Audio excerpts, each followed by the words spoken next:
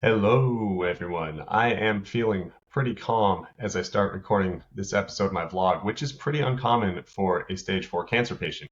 Now, granted, I'm a stage 4 cancer patient who just hit 5 months in remission today, or is it 17 months? That's part of what I want to talk about today. I'm officially 5 months out from treatment, and my oncologist would say that that is what constitutes a durable remission. However, I've talked to other research oncologists who say, nope, the second you are NED on a scan, you have started a form of remission. I would be 17 months out from that, roughly, at this point in time. Granted, that doesn't necessarily matter. I'm a stage 4 melanoma patient. It has come back twice, meaning I've dealt with stage 4 cancer 3 separate times. And ultimately, at this point in time, given how advanced the medicine is and almost how irrelevant the data is, I don't say that in the sense that, all the clinical data is relevant. I'm just such an outlier in terms of my age, my response, how quickly these medications are changing the data, that the only thing that really matters for me is it's almost binary. Am I NAD or not? And I am NAD.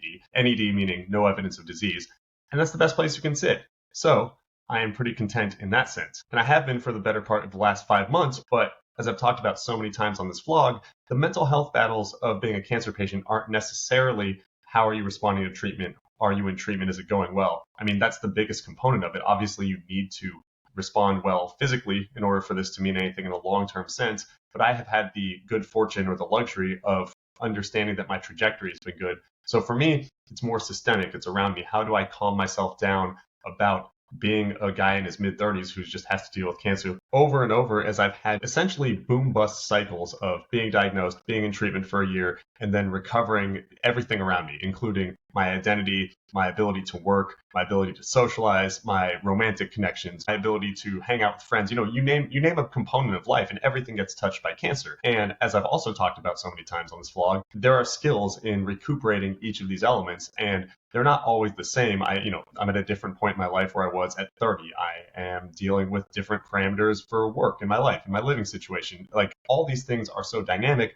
that it's not prescriptive. I can't just be like, okay, here I was at month 5 after my first remission, and it's the exact same situation that I'm in right now. They're vastly different. But for the same reasons that some of you might be watching me and listening to what I'm saying about being a cancer patient right now, I can use my own prior experience to inform me. Because 100%, 5 months out from my third treatment has been easier than 5 months out from my second, and that was easier than 5 months out from my first. The mental swamp is just incredible, and the more you navigate it, you learn that part of the skill in dealing with this stuff is just how you're able to quiet your fears, how you're able to focus on the task in front of you, or how you're able to construct a life that you enjoy, whether it's in treatment, because I know there are people who are dealing with, incurable stuff that has to be treated all the time, or mine, which seems to be chronic and repeating, but I'm able to put my life back together during treatment sometimes or after treatment, and I'm NED like right now. There's just, various stages of rebuilding. And I think for me, it would take an incredibly long time before I felt safe. But that doesn't mean that in the interim, I don't have work to do to make my life qualitatively better while I recover. What does that really look like, though? Doing everything better, finding more systemic peace, feeling good about my life, because you don't have to be a cancer patient. Life is hard for people as it is. And I think that expecting to have your shit together and understand where you're going is not something that you need to do, whether you are healthy or whether you're recovering from cancer. I think we're all just trying to figure out as we go. But for me, some of the metrics that I've noticed through repeated ebbs and flows of being in and out of treatment and what I would consider different points of recovery is, how am I feeling in my body physically? Because I'm taking experimental drugs, my hair is changing, the way my organs are processing things is affected, I'm fatigued, all these things during treatment you adjust to. In the middle of treatment this year, I was feeling great, but I think that's more of a factor of how used to the situation you are. None of this stuff is easy on your body, and the side effects that I was dealing with were relatively persistent, even if they were mild. And at some point in time recently, I don't know, maybe a couple months ago, I thought to myself, oh, I actually just feel systemically healthier. This feels cleaner, and I couldn't tell you what the actual difference is, but it's just like this switch that I recognized. That's something that has happened all 3 times, in which, again, there's no prescriptive trajectory. There's no like, oh, after 2 months, you'll feel fine. In fact, my oncologist has repeatedly told me it's about 1 month to 1 month in terms of physical recovery for getting these drugs out of your system.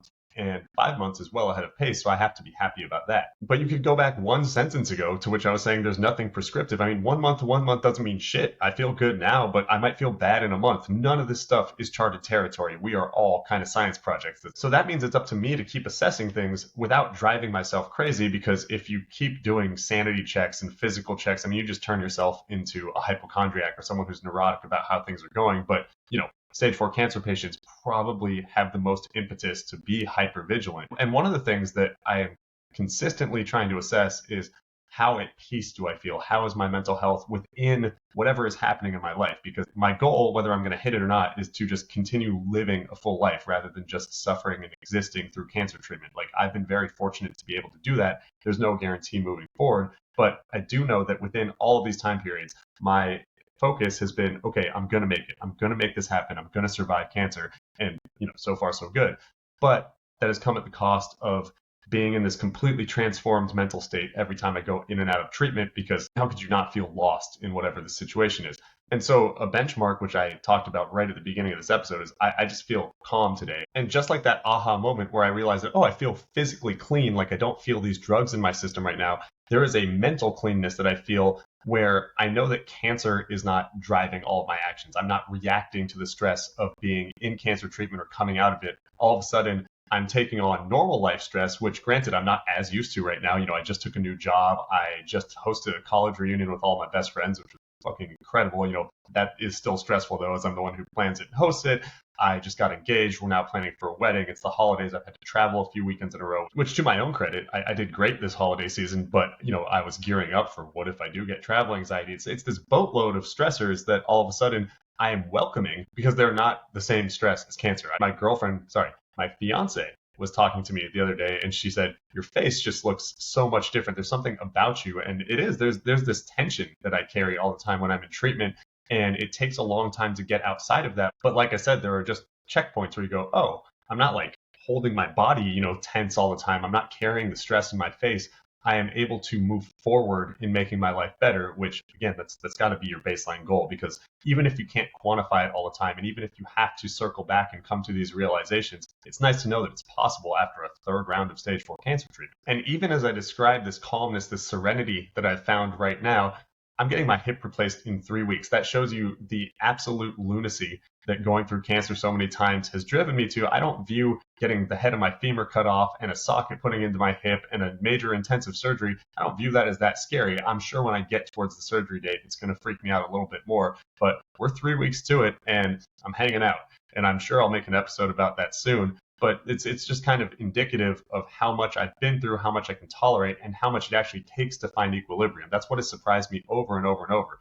I'm consistently proud of how I've dealt with cancer and how I've dealt with the mental health stuff and how I've dealt with the physical elements of it. Like, I've put my best foot forward, and I think I've had great outcomes that are based a little bit on luck. And still, I'm looking at a hip replacement surgery and saying, nah, nothing. So if you're going through cancer treatment right now, I want you to understand that, yes, it is absolutely as crazy as you feel, and it is absolutely going to be difficult to revert to some sort of normalcy. You're just going to have to rebuild your life in a way that feels normal to you. That's what I've had to do all 3 times. And I think another good disclaimer is that as I'm describing these mixed results, mostly good, but with a lot of struggle, I can't guarantee anything for anyone. My results aren't guaranteed. None of this is prescriptive.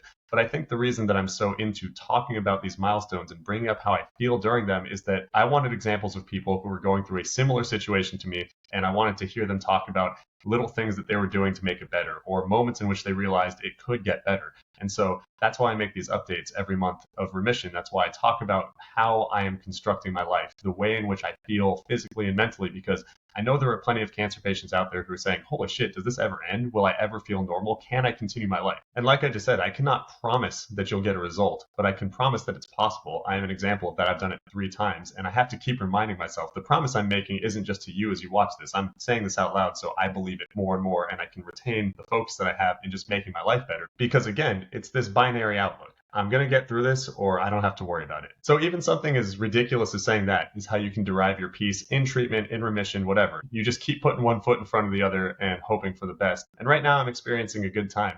I had a really funny moment. I'd like to read the comments on the videos I make because I'm very vain or whatever. I like to interact with people who are talking about videos.